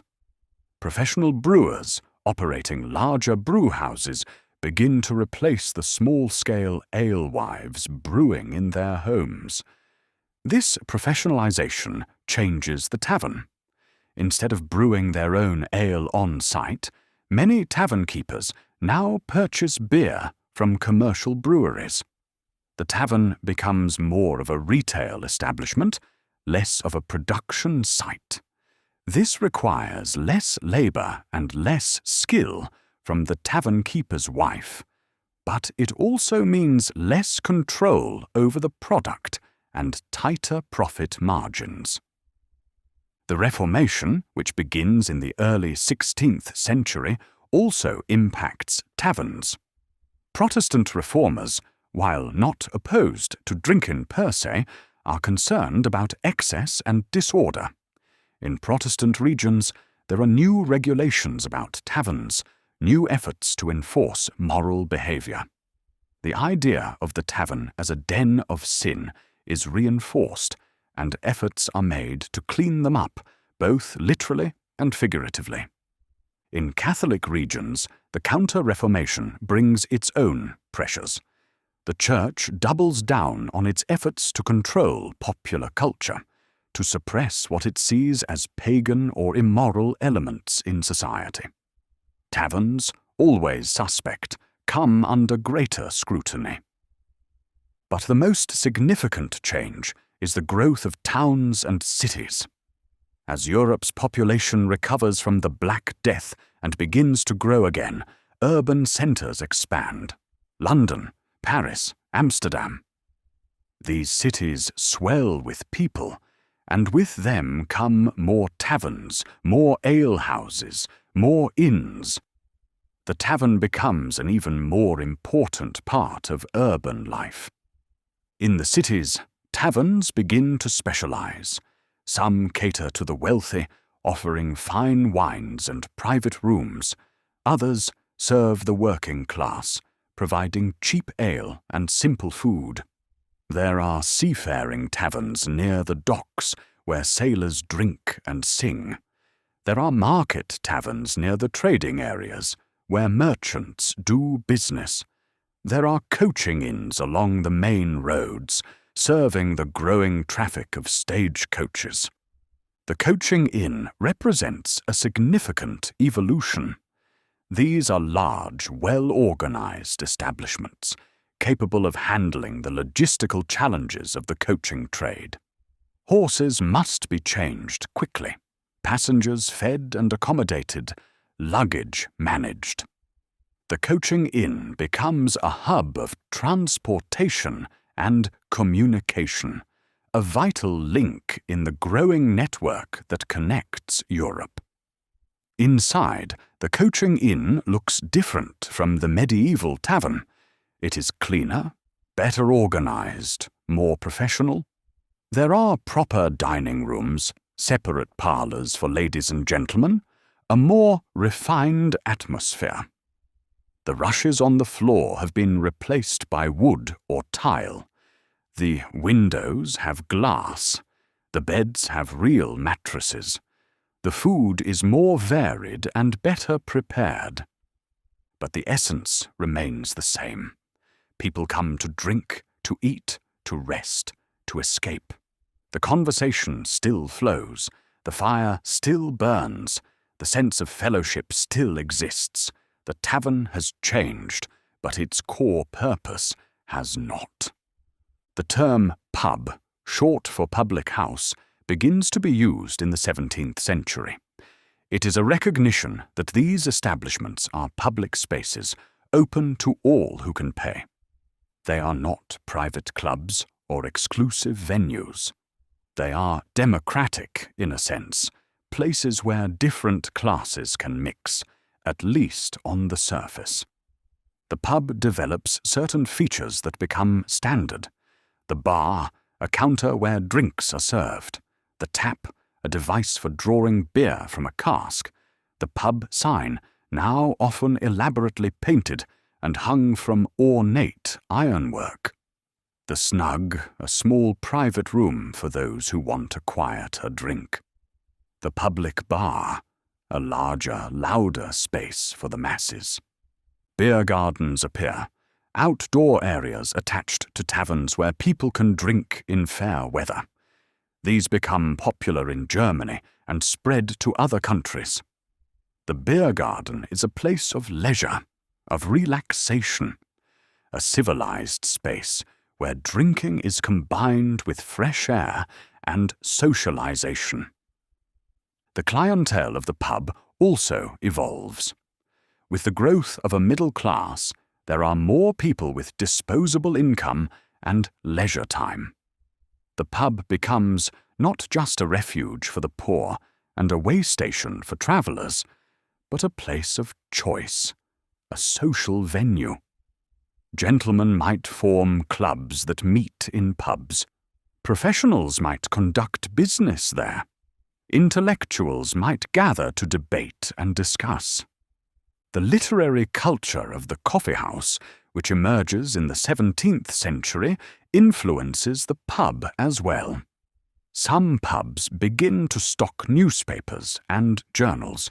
Discussions of politics, philosophy, and current events take place over pints of beer instead of cups of coffee. The pub becomes, in some cases, a center of intellectual life.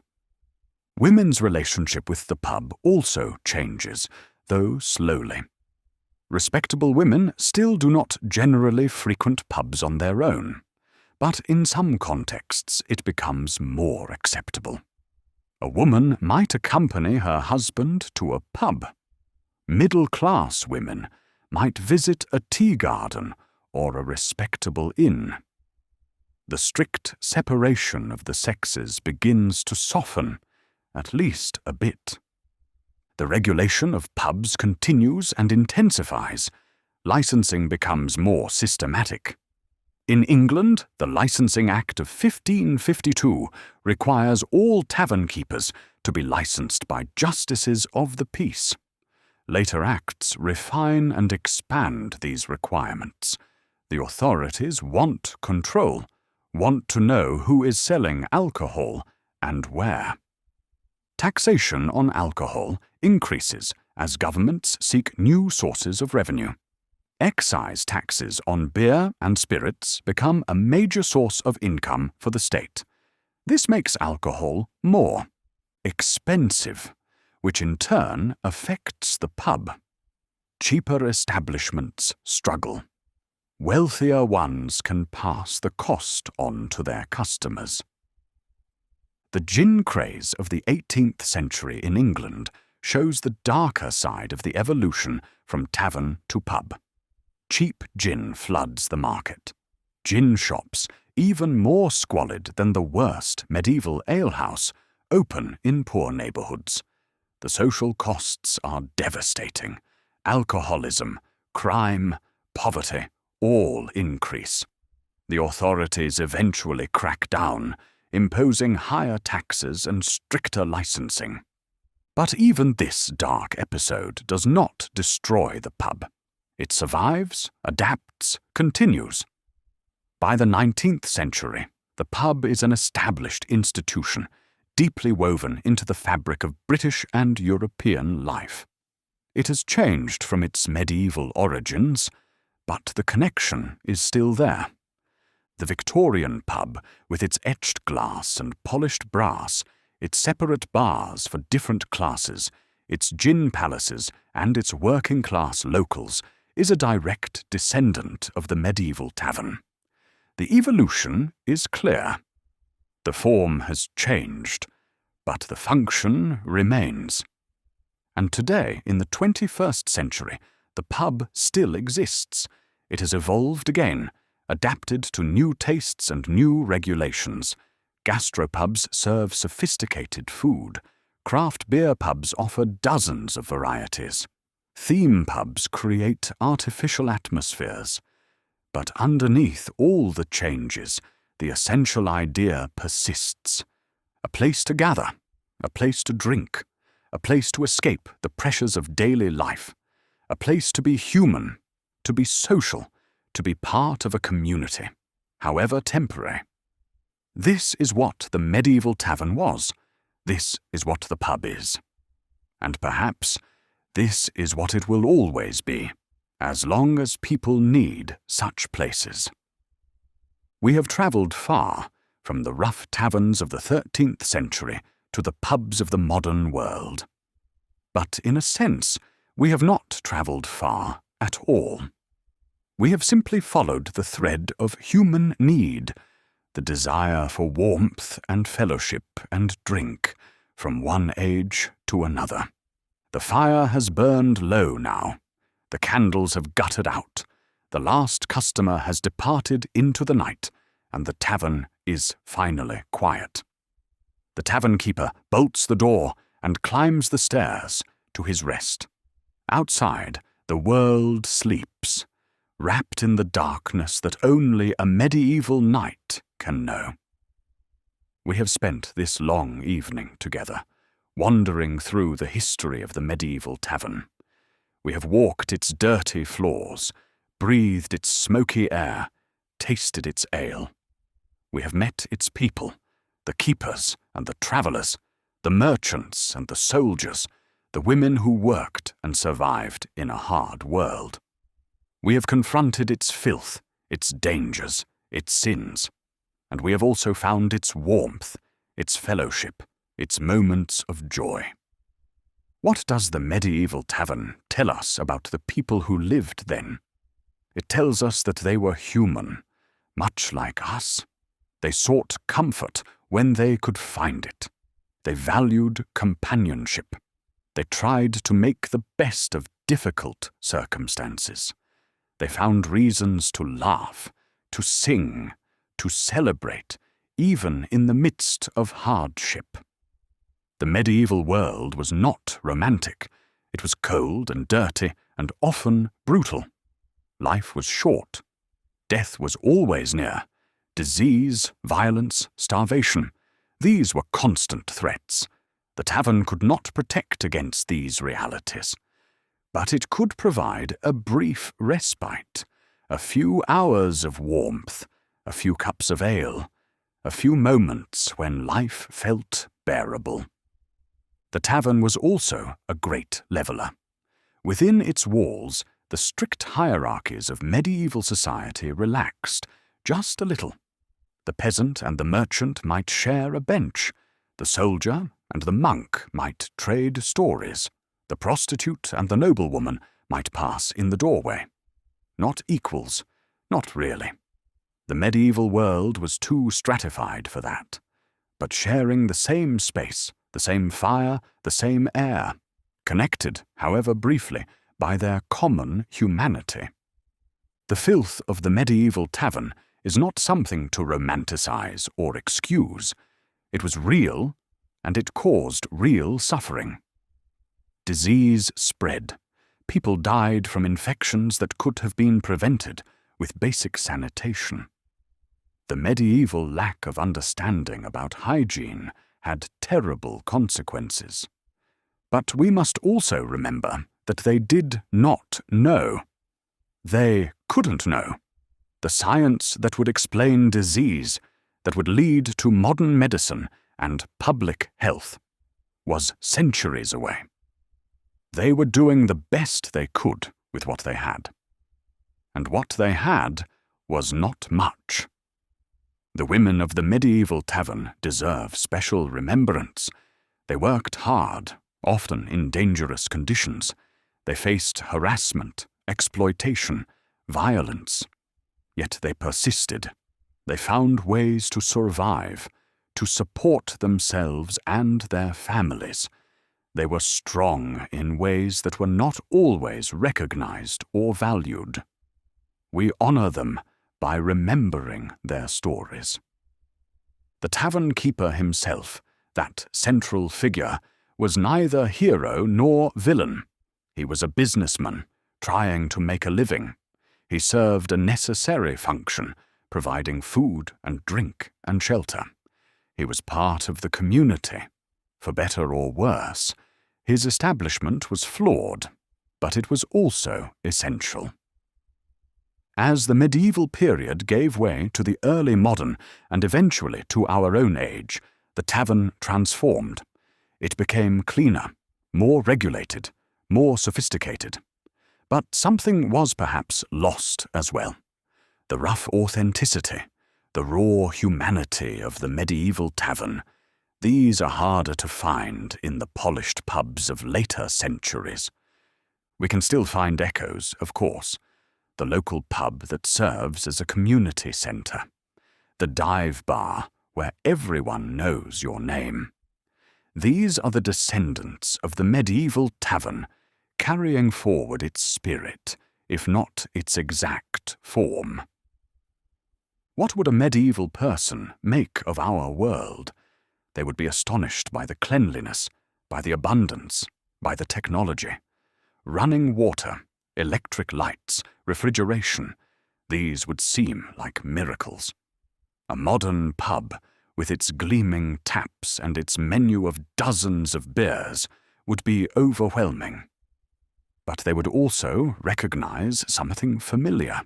People gathered around tables, conversations flowing, laughter ringing out, the clinking of glasses in a toast, the sense of warmth and fellowship. These are eternal, crossing the centuries, connecting us to those long-gone drinkers. Tonight, we have been time travelers. We have visited a world that no longer exists, except in memory and in history. We have seen it not through the lens of romance, but through the lens of reality.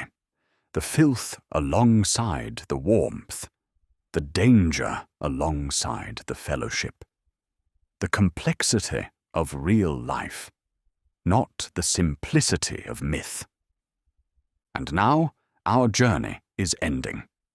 The medieval tavern fades into the past, as all things must, but we carry with us the knowledge of what it was, truly was. A place of refuge in a hard world. A place where people gathered and lived and tried to find moments of happiness. A place that was deeply flawed and deeply human. Let us raise an imaginary cup, you and I, to those medieval tavern-goers, to the tavern keepers who kept the fires burning, to the brewers who made the ale, to the travellers who found shelter, to the locals who found community. To all of them, living their lives as best they could, in a time not their choosing. May their memories be preserved. May their stories be told. May we, in our comfortable present, not forget the hard realities of their past. And may we remember that we are connected to them, across the gulf of centuries, by the simple fact of being human. The candles have burned down. The fire is embers. The tavern of the past is dark and silent now. But we have been there. We have seen it. We have understood it. And that understanding is a kind of immortality, a way of keeping the past alive, even as we move forward into the future. Thank you for walking with me through these medieval halls. Thank you for listening to these stories. Thank you for caring about the lives of people long gone, but not forgotten. And so, as the candles burn low and the last mug of ale grows cold, we leave the taverns of the Middle Ages behind. The door closes, the night deepens, but the memories remain and the stories continue, passed from generation to generation, kept alive in the telling. Sleep well, traveller. Your journey is done for tonight. And when you wake, you will be in your own time, your own place, your own warm and comfortable world.